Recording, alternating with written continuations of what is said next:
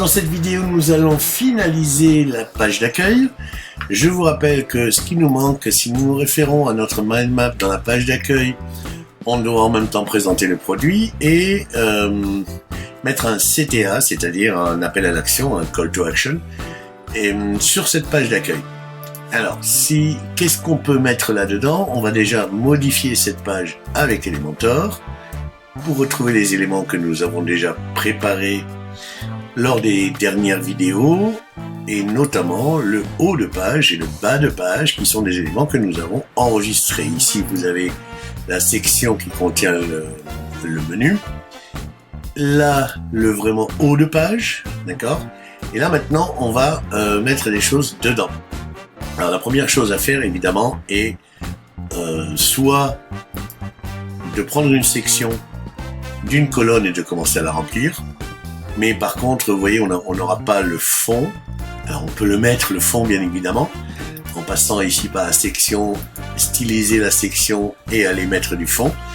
Mais il me semble plus simple de dupliquer une section existante. Voilà. Et de supprimer son contenu. C'est-à-dire, attention à ne pas supprimer la colonne, mais le contenu. Voilà. Donc là, nous avons du contenu. Je ne sais pas si nous avons déjà enregistré un bas de page, ou si nous l'avons déjà construit ou pas. Le codex bannière au menu, on n'a pas encore fait de bas de page, nous allons donc le faire dans cette vidéo en même temps que nous allons faire une présentation. Alors, bien entendu, je vous ai donné l'adresse du site. Voici le site en question. Donc là, le site en question, qu'est-ce qu'on voit? Comment il est fabriqué? Alors évidemment, lorsque vous travaillerez sur votre site, vous ferez évidemment différemment, mais là on voit que il y a un titre ici qui est sur une colonne de toute la largeur. Là on voit bien qu'il y a deux colonnes, la colonne de ce texte et la colonne de l'image. Ici on va voir encore deux colonnes, une colonne avec l'image de notre livre, notre produit, et les différents appels à l'action dans la deuxième colonne. Plus bas nous allons voir que nous avons ici un témoignage sur une colonne avec un encadré, avec un fond un peu différent. Ici une colonne, ici trois colonnes. Bref, on va essayer de reconstituer tout cela en commençant par le haut. Donc ici, j'ai une colonne avec ce texte-là. Donc ce texte-là, on va le copier. On va imaginer que vous le... Alors ce texte-là, qu'est-ce qu'on en fait ici? Eh bien, on va tout simplement prendre un élément qui va nous permettre de mettre ce texte. Voilà. Alors ici, lorsque vous faites un copier-coller, et notamment si vous préparez vos textes à partir de Word, notamment, je vous recommande de ne pas coller n'importe comment. En effet, sur la partie gauche, ici, vous avez la partie du texte de l'élément. D'accord? Donc là, vous vous retrouvez un peu dans un éditeur que vous connaissez si vous utilisez un petit peu WordPress. Donc on va sélectionner tout ce texte-là, mais on ne va pas coller directement. Lorsque vous faites un copier-coller, je vous recommande de toujours utiliser ici ce bouton coller en tant que texte, surtout si vous faites un copier-coller depuis Word. Et à ce moment-là seulement, vous pouvez maintenant coller. Voilà. Donc là, en fait, quand vous faites ça, vous voyez, ça ne change rien au niveau de du texte en lui-même, sauf qu'il est... voilà.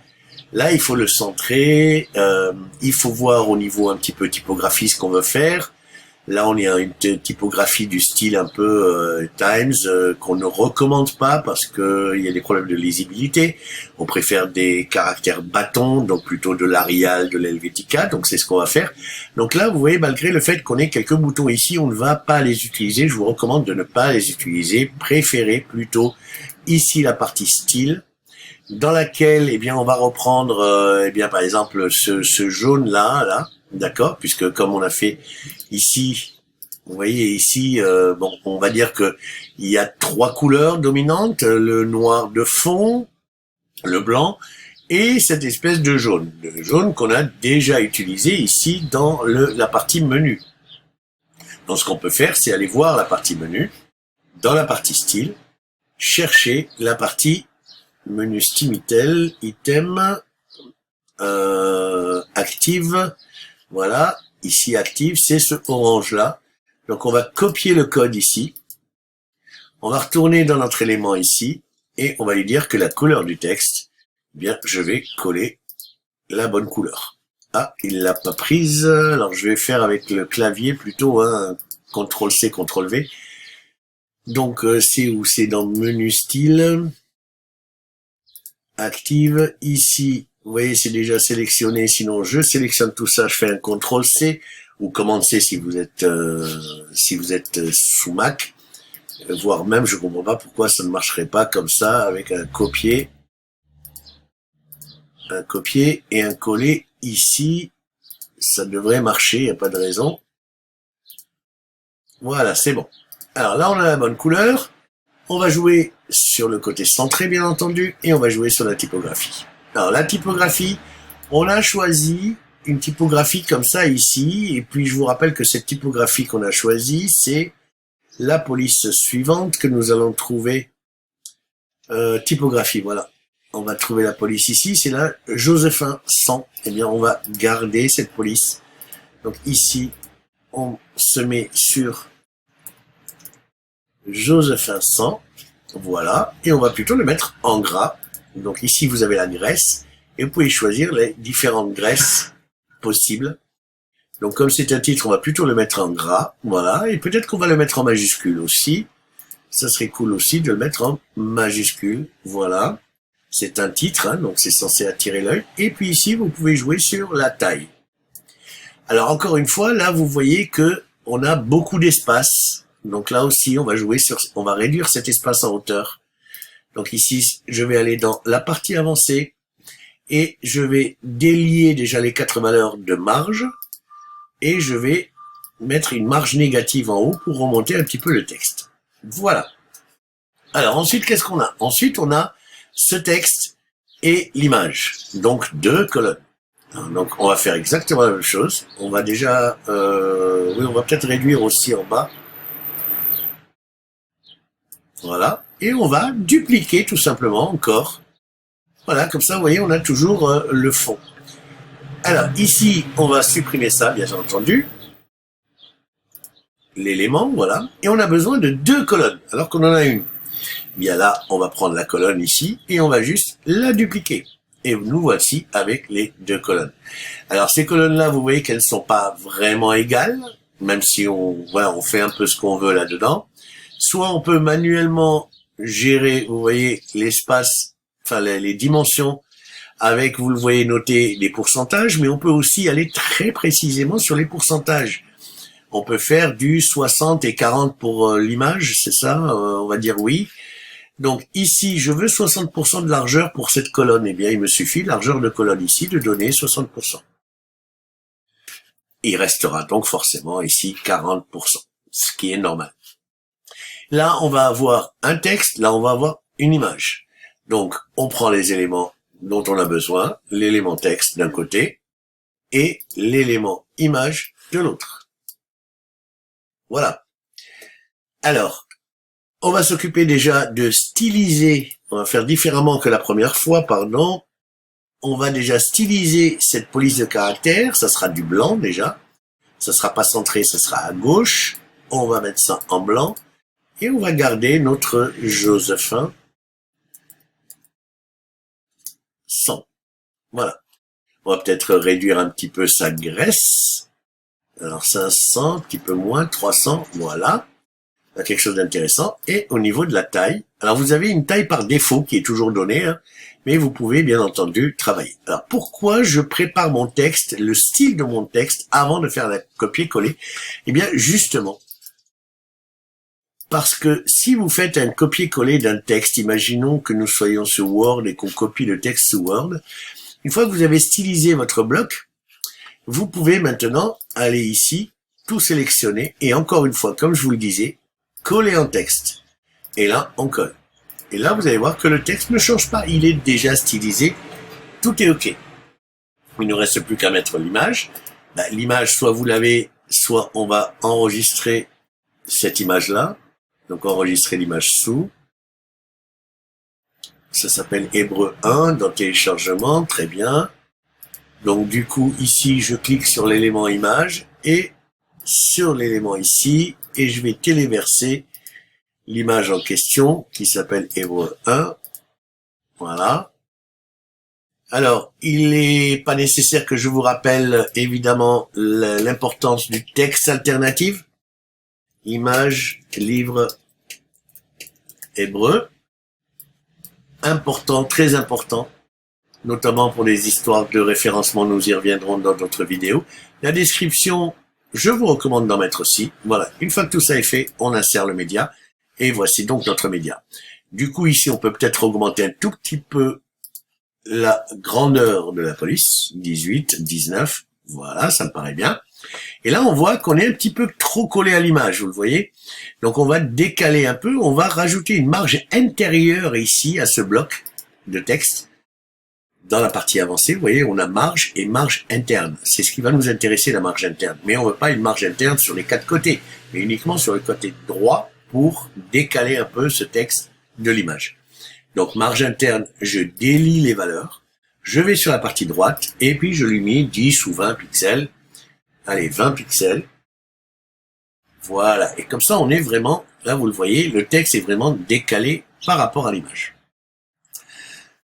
Ensuite, on va continuer sur, là, c'est l'inverse. Là, vous voyez, ici, on avait la colonne de gauche qui était plus large que la colonne de droite. Ici, ça va être un peu la même chose. On va voir comment faire.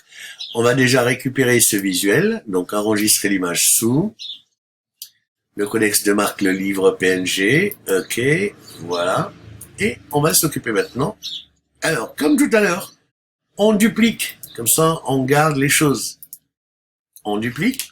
Et ce qu'on doit faire ici, puisque l'image est à gauche et tout le reste est à droite, eh bien, il nous suffit d'intervertir les colonnes. Voilà une petite astuce. Je prends ma colonne et je la mets de l'autre côté. Et voilà, j'ai mon image ici. Alors, l'image, je clique dessus et je vais cliquer ici et je vais téléverser mon image de livre. Bien entendu, texte alternatif, n'oublions pas. Le livre. Copier-coller. Donc là, je vais vite, mais après vous allez... voilà, donc on a notre visuel ici. Et ici, on doit mettre des choses, c'est-à-dire tout ce qui est l'appel à l'action. À commencer par le texte, avant de parler du bouton. Alors, le texte, il y a trois choses. Il y a une partie de texte ici. Là, c'est un autre texte parce que vous voyez qu'il est d'une différente couleur. Donc, à mon avis, le plus simple pour vous, c'est de procéder avec des éléments différents. Un élément ici, un élément pour le titre et un élément pour les puces. D'accord? C'est ce qu'on va faire. Donc, on va avoir un premier élément où on va mettre ce texte-là. On va le copier et on va remplacer ce texte ici. Donc là, je fais un CTRL A pour tout sélectionner, le petit bouton coller en texte et je colle. Alors, évidemment, on va agrandir un petit peu ce texte. Voilà. Je duplique cet élément-là maintenant. Voilà. Pour y mettre la partie ici titre. Enfin, titre. Copier. Et ici, hop, n'oublions pas le petit bouton coller en texte et on colle. Alors, vous voyez ici le curseur, il y a un espace en dessous qu'on voit d'ailleurs ici. Ne le laissez pas, hein, évitez les espaces inutiles. Et enfin, alors là, on va pas dupliquer. Pourquoi? Parce que ce n'est pas un élément de texte, on va dire standard, puisque on doit avoir ici les fameuses puces. Pour ça, Elementor nous propose quelque chose d'intéressant. Alors, c'est pas le Pro, on ferme le Pro, puisqu'il y a des cadenas. Et ici, vous avez les listes d'icônes. Donc, c'est ça qu'on va prendre. Voilà les listes d'icônes. Alors, les listes d'icônes, ça, c'est un élément qu'on n'a peut-être pas encore vu ensemble. Vous le voyez, ce sont des éléments avec, on peut mettre un peu les icônes qu'on veut. Alors, on va déjà supprimer les deux premiers. Et on va s'occuper ici de celui-là. Et on va chercher déjà l'icône en flèche comme ça. Donc, du coup, ici, l'icône, ça se passe ici. Et je vais chercher l'icône de flèche. Alors, j'en ai une ici, le chevron.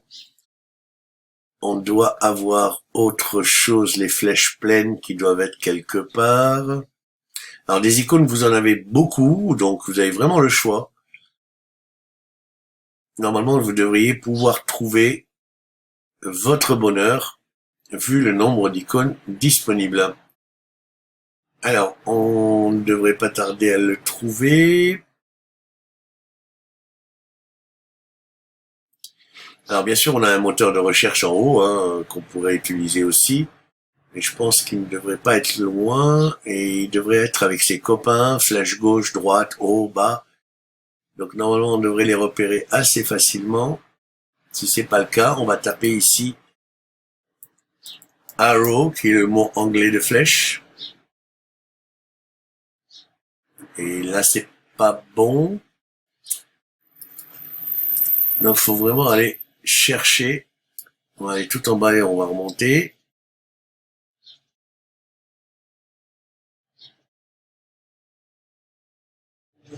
Là, voilà. Donc, c'est la flèche de play. Insérée. Voilà, j'ai ma flèche. Maintenant, il faut que je style, avant de m'occuper du contenu, on va styliser un peu tout ça, hein, parce que là, c'est pas les bonnes couleurs. On va être en blanc, je vous rappelle. D'accord? Et avec la même police de caractère.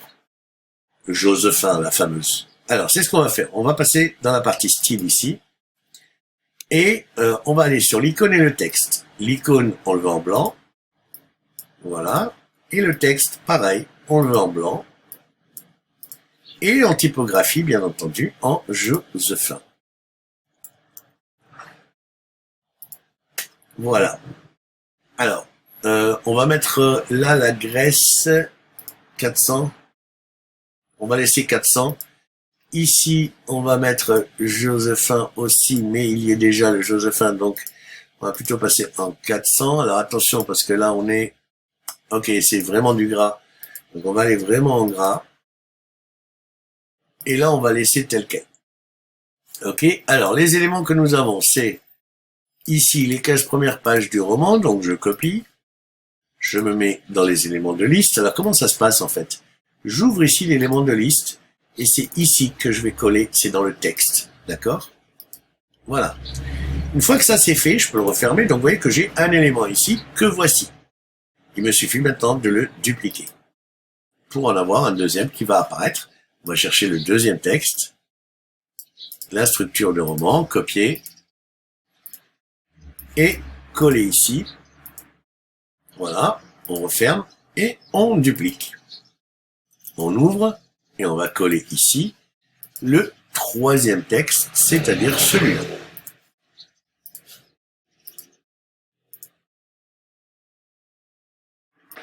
Voilà, je referme. Et là, j'ai donc maintenant mon bloc. Alors, on peut le décaler un petit peu vers la gauche. Pour cela, on va lui donner un espace. Ici, une marge à gauche.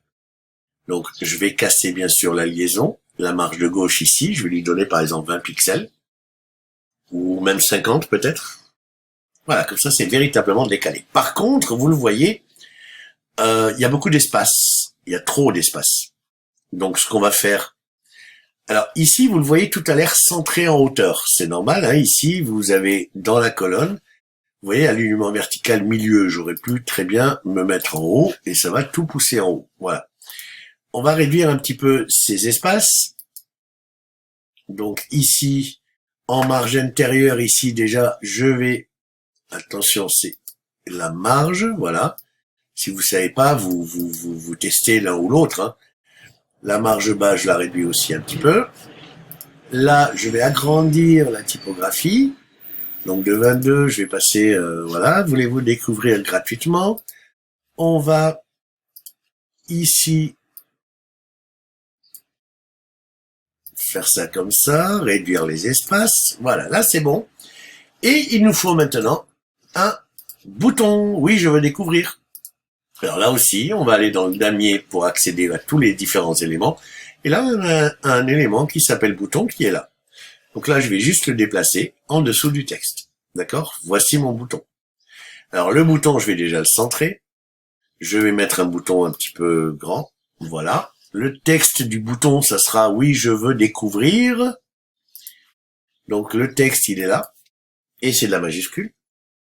Donc, oui, je veux découvrir.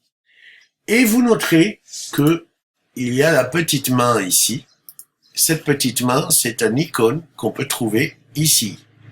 Bibliothèque d'icônes. Et on va chercher la main qui en anglais s'appelle hand.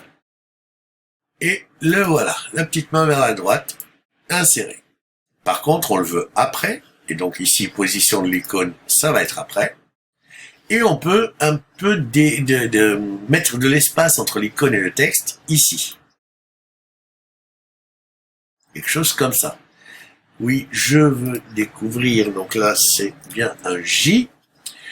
Alors maintenant, on va s'occuper de tout ce qui est couleur. Vous voyez que comment elle est. C'est le jaune hein, qui est utilisé ici, mais qui est rendu un peu transparent. Vous voyez. Donc là, on va reprendre notre jaune que nous avons utilisé ici. Voilà, ce jaune-là, on va le copier. On va ici, on peut le mettre aussi ici hein, sur ce texte-là, puisqu'on y est. Voilà, on va coller.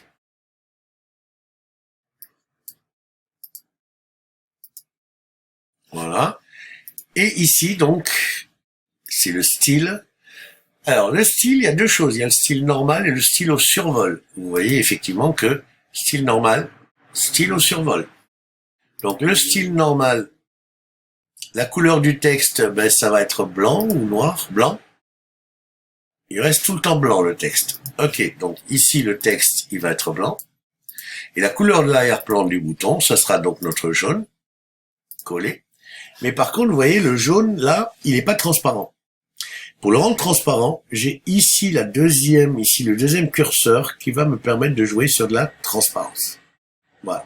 Comme ça, vous voyez, on voit en transparence à travers du bouton. Il y a un pourtour blanc. Alors ça, qu'est-ce que c'est? C'est le type de bordure ici. On va prendre une bordure continue avec la couleur de bordure blanche et une largeur de bordure de 1. Ça sera largement suffisant. Donc voilà notre bouton, comment il se présente. Et maintenant, on va travailler la partie survol, la partie hover, la partie survol. Et donc là, on est plutôt dans du presque noir. Donc le bouton, on est là, le normal, au survol, couleur du texte, ça va rester blanc. Couleur de bordure, ça va rester blanc aussi. Et la couleur de l'arrière-plan, on va mettre un gris foncé. Encore plus foncé. Voilà, et surtout pas de transparence. Ok, voilà, on y est, d'accord? Donc, je mets tout ça à jour. Nous en sommes déjà à presque 20 minutes de vidéo. Donc, du coup, comme d'habitude, maintenant que vous savez faire, je vais vous laisser terminer comme exercice pour la semaine prochaine le reste de la page d'accueil. Je vous retrouve la semaine prochaine avec, bien entendu, la page d'accueil que j'aurai faite, que j'aurai terminée, que j'aurai réalisée d'ici là. Mais c'est un excellent exercice pour vous. Là, je peux sortir d'ici. Voilà. Je mets à jour, bien entendu, comme d'habitude, hein. Et je peux aller voir le look de ma page tel que nous l'avons faite. Voilà, vous voyez que la page commence à prendre forme avec ici notre bouton. Alors évidemment, le bouton, on peut cliquer dessus, il se passera rien, hein, sauf que ça remonte au début de la page. Nous verrons dans la prochaine vidéo comment gérer le lien de ce bouton-là. Et là, donc, je vous laisse faire l'exercice, terminer la page, basez-vous sur la page d'accueil de l'URL lecodexdemarc.com. N'hésitez pas à faire du copier-coller de texte. Les images, bien sûr, n'hésitez pas à faire un clic droit et enregistrer l'image sous pour avoir accès à vos images. Et voilà, alors pour rappel, ici, vous êtes sur une seule colonne. Ici, pour le titre, vous êtes sur une seule colonne. Là, vous allez être sur 3 colonnes. Ici, vous allez être sur 2 colonnes. À vous de centrer un petit peu les choses.